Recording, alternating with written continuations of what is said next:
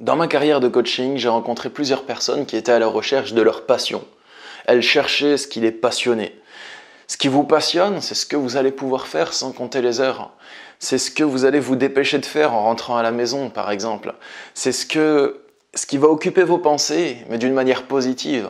Quand vous y pensez, c'est pas des mauvais moments.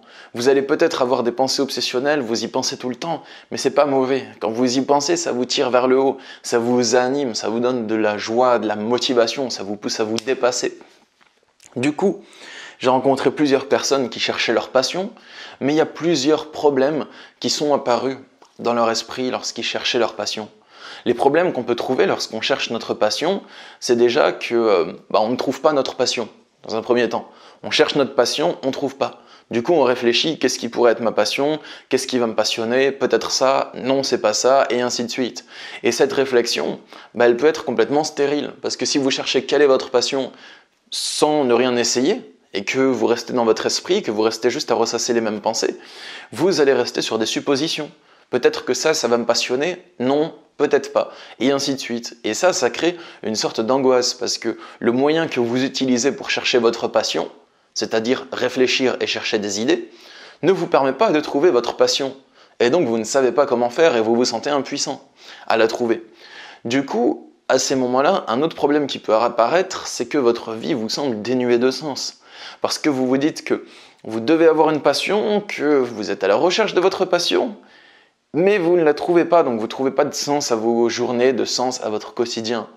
Ou bien, vous angoissez en cherchant votre passion. Vous vous mettez une pression dingue pour la trouver rapidement, et comme vous n'y arrivez pas, vous avez le sentiment d'échec et vous vous sentez mal.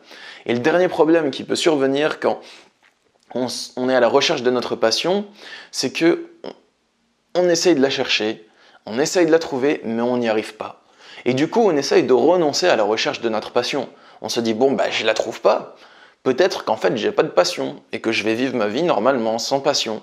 Mais on sent au fond de nous que c'est comme s'il nous manquait quelque chose, que c'est comme s'il manquait quelque chose, qu'il manquait une sorte de dimension à notre vie, et que la vie semble justement vide et dénuée de sens. Du coup, ça peut créer un blocage. Le blocage, c'est je cherche ma passion, je n'arrive pas à la trouver, donc j'essaye de renoncer à cette recherche, mais quand j'y renonce, je me sens mal aussi. Donc je repars à la recherche de cette passion, mais comme je n'y arrive pas, j'essaye d'y renoncer, et je me sens mal, et ainsi de suite. Et ça crée, c'est pas un cercle vicieux, parce qu'il n'y a pas vraiment de vice là-dedans, mais c'est un blocage en fait. Parce que vous avez l'impression que, quelle que soit la direction que vous prenez, vous allez souffrir. Vous cherchez votre passion, mais comme vous ne la trouvez pas, ça crée de l'angoisse et vous souffrez. Vous renoncez à votre passion, mais il y a quelque chose en vous qui a envie ou besoin d'avoir une passion. Et donc ça crée de la souffrance aussi. Donc quoi que vous fassiez, vous souffrez et ça crée un gros blocage psychologique. Donc dans cette vidéo, je vais vous donner 5 clés pour trouver votre passion et pour sortir de ce blocage. C'est parti les amis, on y va. Pour moi, une passion, déjà il faut savoir ce que vous cherchez. Parce que si vous voulez trouver votre passion, c'est plus facile de la trouver si vous savez précisément de quoi vous êtes à la recherche. Donc, pour moi, la passion, c'est une activité que vous allez faire sans compter les heures, tout simplement. Vous n'allez pas vous dire « Oh, j'ai encore ça à faire tout à l'heure ». Non, vous allez le faire, mais vous allez le faire de bon cœur. Vous allez peut-être même, pendant que vous faites d'autres activités, pendant que vous travaillez, penser à votre passion.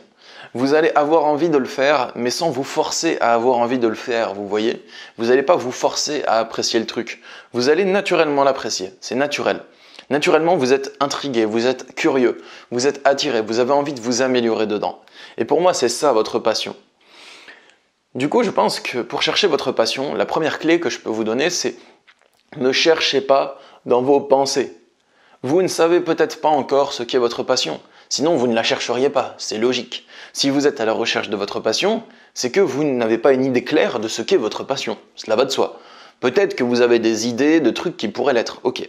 Mais vous ne savez pas précisément « ceci est ma passion ». Sinon, vous ne seriez pas à la recherche de votre passion. Cela va de soi. C'est comme si vous cherchez un trésor, c'est parce que vous n'avez pas déjà ce trésor. Sinon, vous ne le chercheriez pas. C'est logique. Donc, moi, ce que je souhaite vous dire, c'est que si vous cherchez dans vos pensées, vous pouvez rencontrer un blocage. Le blocage, comme je l'ai expliqué au début de la vidéo, dans l'intro, c'est que vous allez chercher quelle est ma passion, Mais si vous ne passez pas à l'action ensuite et que vous ne tentez pas vos idées, que vous ne les appliquez pas en acte, ce qui va se passer, c'est que vous allez rencontrer un blocage.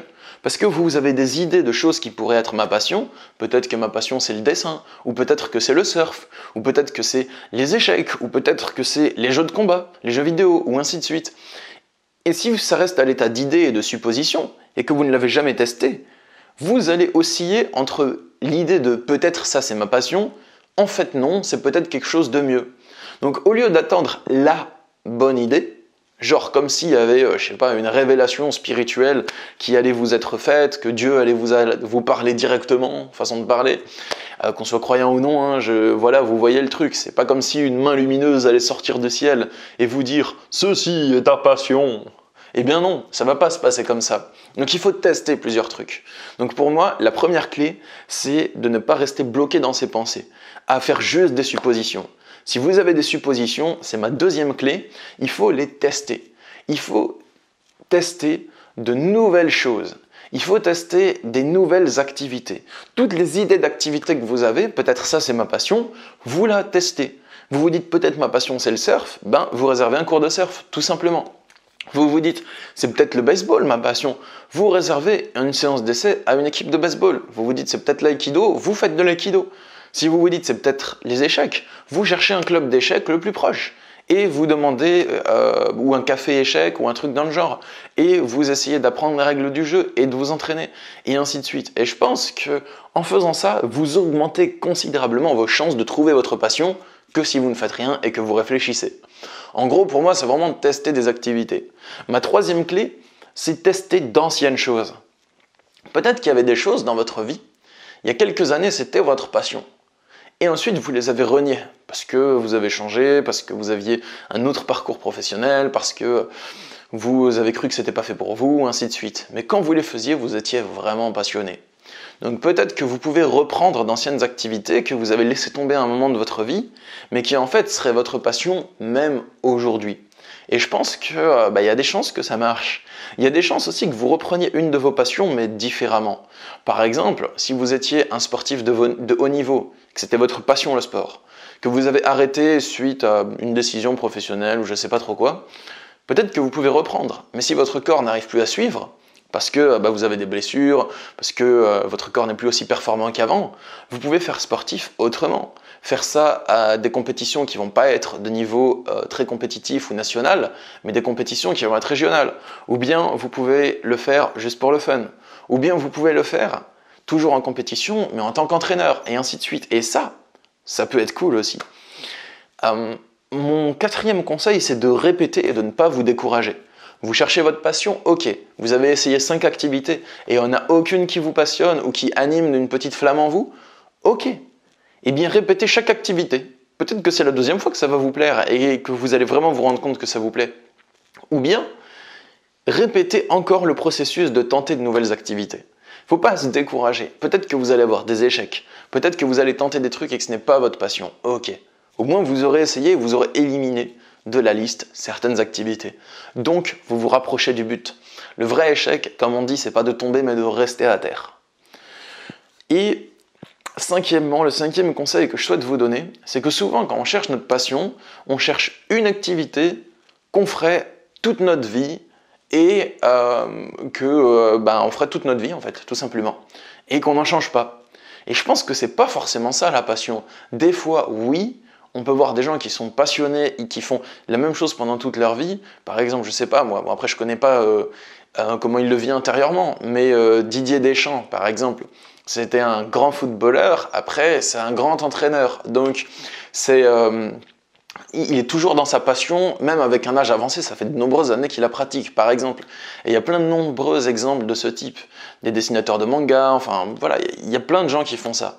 Mais c'est pas obligé. Il y a aussi plein d'autres personnes qui vont chercher une passion temporaire.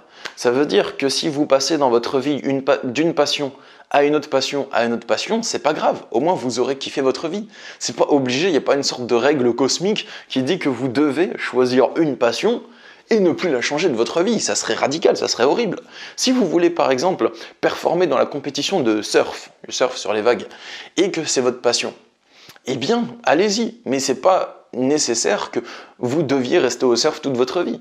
Peut-être qu'un jour, le surf, vous aurez l'impression que vous avez fait le tour, vous avez atteint une petite apogée, c'est bon, vous pouvez faire autre chose. Vous pouvez faire de la photographie, par exemple.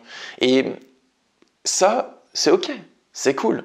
Tant que vous y prenez du plaisir sur le moment, tant que sur le moment, ça vous permet de grandir et ça vous passionne, c'est cool, tout simplement. Vous pouvez même avoir deux passions simultanées, comme une passion professionnelle et une passion qui va juste être du loisir. Et c'est cool aussi, c'est ok.